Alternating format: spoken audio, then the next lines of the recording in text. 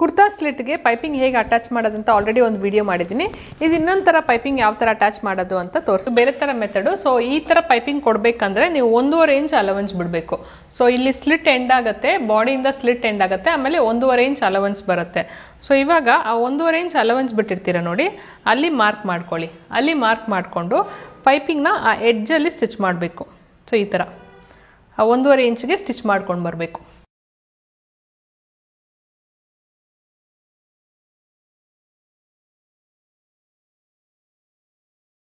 So ಅದೇ ಥರ ಈ ಸೈಡು ಸ್ಟಿಚ್ ಮಾಡ್ಕೊಳ್ಬೇಕು.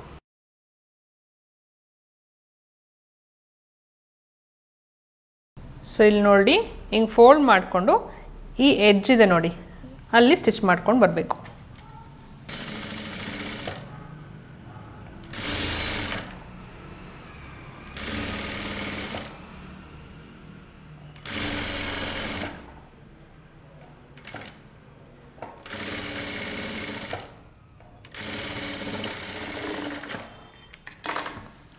ಸೊ ಈ ಥರ ಸ್ಟಿಚ್ ಮಾಡಿಕೊಂಡು ಈ ಕಡೆನೂ ಅದೇ ಥರ ಸ್ಟಿಚ್ ಮಾಡ್ಕೊಳ್ಬೇಕು.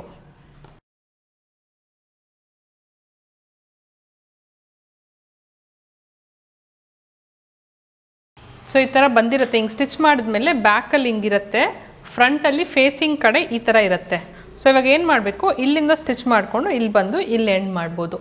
ಸೊ ಅದಕ್ಕೆ ಈ ಕಡೆ ತಿರುಗಿಸ್ಕೊಳ್ಳಿ, ತಿರುಗಿಸ್ಕೊಂಡು ಇಲ್ಲಿಂದ ಸ್ಟಿಚ್ ಮಾಡೋಕ್ಕೆ ಸ್ಟಾರ್ಟ್ ಮಾಡಿ.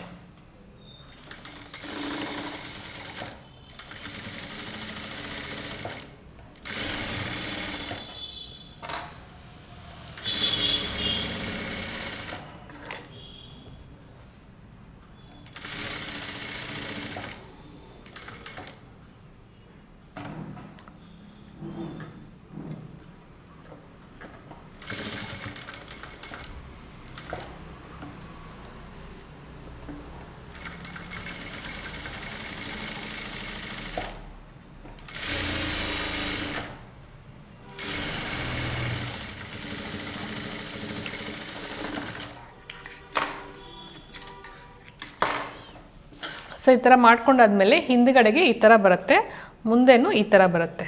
ಸೊ ಈ ಥರ ಇರುತ್ತೆ ನಿಮ್ಮದು ಸ್ಲಿಟ್ಟು.